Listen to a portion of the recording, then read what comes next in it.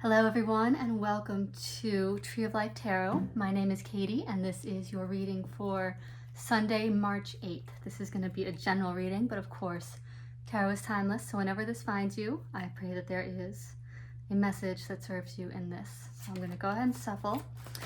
This format was given to me by Spirit a while ago, where the first two cards come out will give us the overall theme for the day, for the energies. And then we'll pull 5 cards for the story and 5 more cards to go deeper. So first one out here is the Emperor. And one more. Oh, came right out. It was not quite in reverse, but there is the Eight of Swords. So Emperor and Eight of Swords today.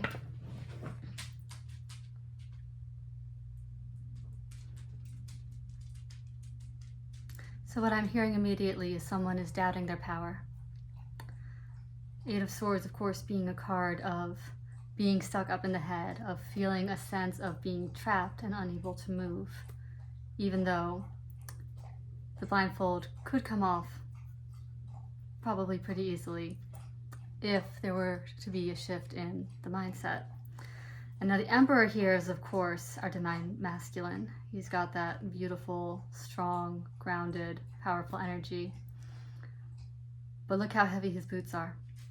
He's also kind of stuck where he is, so perhaps there's something here around the burden of responsibility. The Emperor is someone who takes on a lot. He takes charge. He is the leader, and others look to him. And perhaps the weight of that responsibility is becoming rather heavy, feeling a little trapped and feeling like, excuse me, my dog is scratching over here, buddy. And perhaps all of the responsibilities, all these 8 swords, all these thoughts, all these things that need to be tended to by the Emperor are getting a little confused. So let's pull 5 more cards here and see what else they have to say about this. First out we have the Lovers, and this came with it. Ace of Wands. It's beautiful.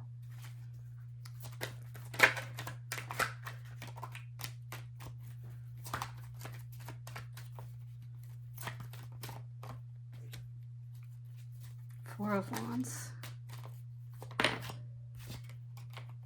Now that did come out in reverse, that star card there. Okay, these came out together, so we'll take them. Judgment, and then bonus for the Judgment is Two of Wands.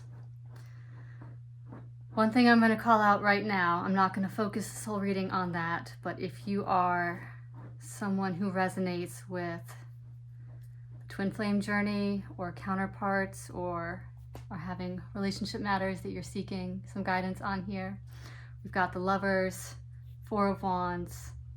The Emperor, of course, is the divine masculine, so there could be something in that for you here. So let's see what these want to say. Now, with regards to the Emperor and sort of that burden of responsibility and that strong masculine energy that I spoke of before, this Lovers here is the balancing of the masculine and the feminine, the joining of them together. And it's echoed here again, excuse me, in the Four of Wands.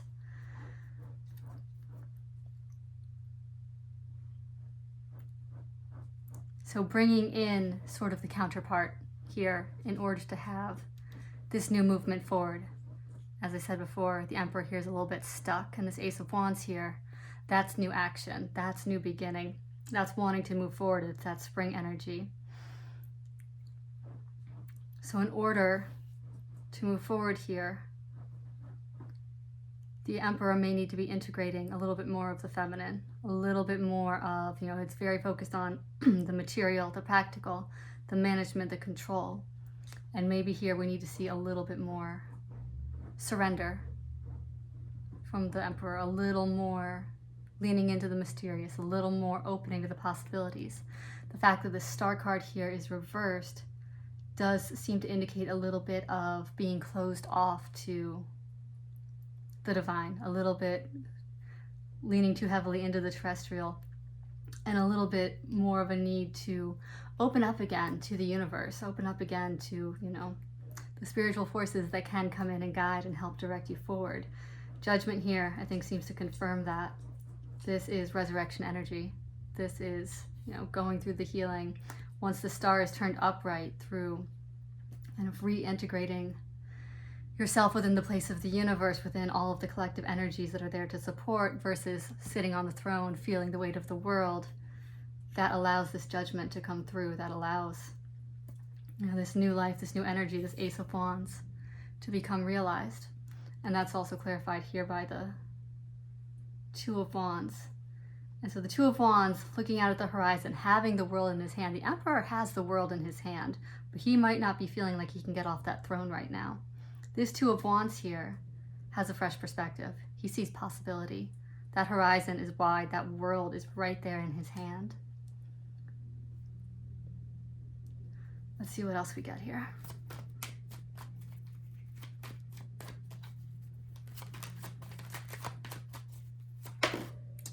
Ooh, we got death. Love it.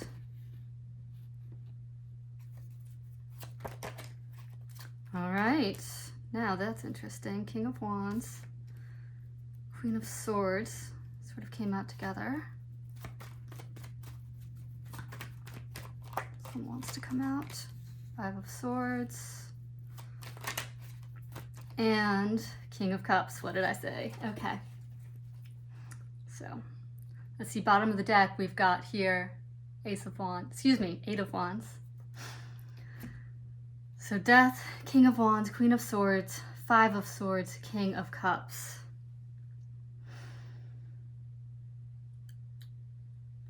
So this will be the ego death here. That will be the surrender. That will be the structure, as we see here, this priest begging death, possibly venerating death. I'm not entirely sure here, but death here has the power. This is the natural cycle of a way of being that worked, coming to a close, reaching its sort of deficient stage, and then taking that chaos of the breakdown and creating new from it, which we sort of see here with the Judgment. So the King of Wands, sort of, the lesser of the Emperor energy. That Emperor obviously has that Aries energy, that fire, that correlates with the King of Wands here. And he's got that single wand in his hand. So this is within the reach of this Emperor.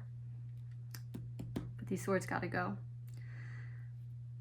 This Queen of Wands here, the Queen of Swords here, has got her head above the clouds. She's got that clear sword. It's not something that is victimizing her and caging her in. It's something she's now able to wield, and she's got that clarity of vision to bring these Five of Swords, these competing concerns, into balance. Now, let's see about the Five of Swords here. This may be strategy. This may be guarding against ego.